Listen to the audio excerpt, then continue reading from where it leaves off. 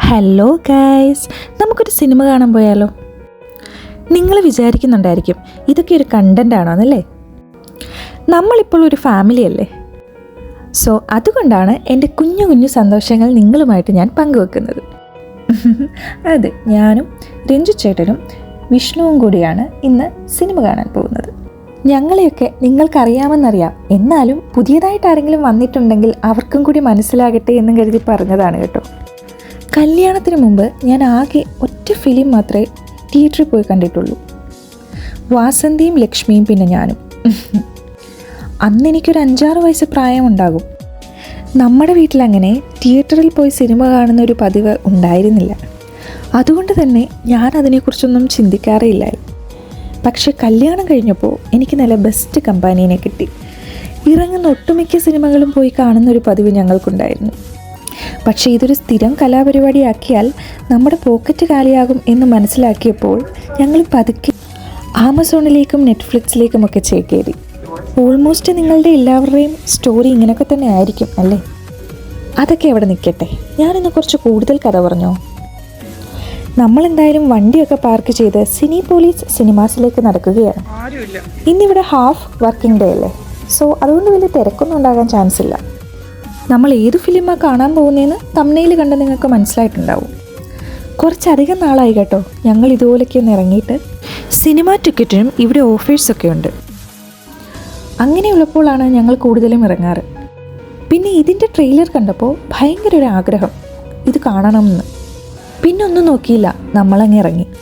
നമ്മൾ പ്രതീക്ഷിച്ച പോലെ തന്നെ വർക്കിംഗ് ഡേ ആയതുകൊണ്ടും ആഫ്റ്റർനൂൺ ആയതുകൊണ്ടും അധികം ആരുമില്ല. നിങ്ങളുടെ ഫേവറേറ്റ് ആക്ടർ ആരാ?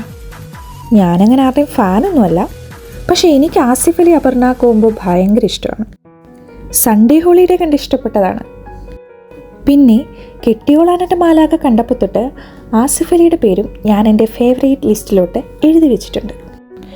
നിങ്ങളുടെ ലിസ്റ്റിൽ ആരൊക്കെയാണ് ഉള്ളതെന്ന് നിങ്ങൾ ഉറപ്പായിട്ടും ഈ വീഡിയോയ്ക്ക് താഴെ കമൻറ്റ് ചെയ്യണം. ഓക്കെ, അഡ്വർടൈസ്മെൻ്റ് ഒക്കെ തുടങ്ങി, നമ്മൾ വെയിറ്റിങ്ങിലാണ്. അവർ നമുക്ക് ഇൻസ്ട്രക്ഷൻസ് ഒക്കെ തന്നു തുടങ്ങി. ഇനി നമുക്ക് വീഡിയോ റെക്കോർഡിംഗ് പോസിബിൾ അല്ല, എല്ലാവർക്കും അറിയാമല്ലോ.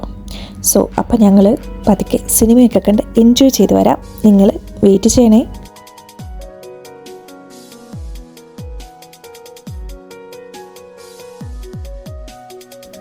സിനിമ നിറയെ നല്ല ബ്യൂട്ടിഫുൾ വിഷ്വൽസ് ആണ് കേട്ടോ. ഓരോന്നും നമ്മൾ കണ്ടിരുന്നു പോകും. ഫസ്റ്റ് ഹാഫ് അടിപൊളിയായിരുന്നു. നമ്മളെ അത്യാവശ്യം ത്രില്ലടിപ്പിച്ചിരുത്താനൊക്കെ അവർക്ക് പറ്റിയിട്ടുണ്ട്. അപ്പോൾ ഇനി ഇൻ്റർവെൽ കഴിഞ്ഞിട്ട് കാണാം. പോപ്കോൺ പെപ്സി ഐറ്റംസിനോട് നമുക്ക് വലിയ ഇൻട്രസ്റ്റ് ഒന്നുമില്ല. അതുകൊണ്ട് ഇവിടെ നല്ല സാഫ്രോൺ കറക്റ്റ് ടീ കിട്ടും, നമുക്കത് വാങ്ങിച്ചാലോ. ഒപ്പം നല്ല ചൂടുള്ള സമൂസയും കൂടെ ആവാം. കൊള്ളാം.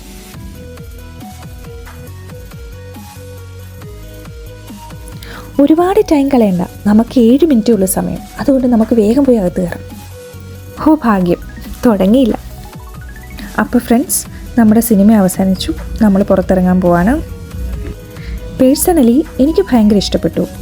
ഈ ഒരു ടൈപ്പ് സ്റ്റോറീസ് എനിക്ക് ഭയങ്കര ഇഷ്ടമാണ്. ചിലപ്പോൾ ഞാൻ മെഡിക്കൽ ഫീൽഡ് കൈകാര്യം ചെയ്യുന്നത് കൊണ്ടായിരിക്കാം വാഷ്റൂമിലൊക്കെ പോയി ഫ്രഷായി നമ്മൾ തിരിച്ചു പോവാണ്. പോകുന്നതിന് മുമ്പ് കുറച്ച് കാഴ്ചകളൊക്കെ ആകാമല്ലേ.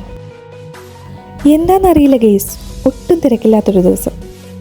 ആളുകളൊക്കെ ഓണം ആഘോഷിച്ച് മടി പിടിച്ച് വീട്ടിലിരിക്കാൻ തോന്നും. എന്തായാലും നമ്മൾ വീണ്ടും ചായ കുടിക്കാൻ പോവാണ്. കാരണം എൻ്റെ സന്തത സഹചാരിയായ തലവേദന വീണ്ടും വന്നു. ഇന്നൊരു വെറൈറ്റിക്ക് കിളിക്കൂടാണ് ഞാൻ ഓർഡർ ചെയ്തത്.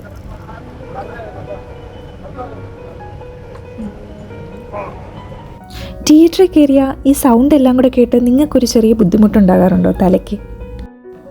എനിക്കങ്ങനെ ഉണ്ട്. ഒരു നല്ല ചായ കുടിച്ചു കഴിഞ്ഞപ്പം അതങ്ങ് റെഡിയായി. സിനിമ എങ്ങനെ ഉണ്ടായിരുന്നു പറ.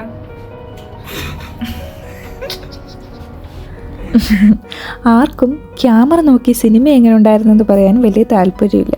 സിനിമയെക്കുറിച്ചാണ് കേട്ടോ രഞ്ജു ചേട്ടൻ സംസാരിക്കുന്നത്. എന്നോട് ഇത് വീഡിയോയിൽ ഇടല്ലെന്ന് പറഞ്ഞുകൊണ്ടാണ് ഞാനിത് മ്യൂട്ടാക്കിയത്. നമുക്കെല്ലാവർക്കും സിനിമ ഒത്തിരി ഇഷ്ടപ്പെട്ടു.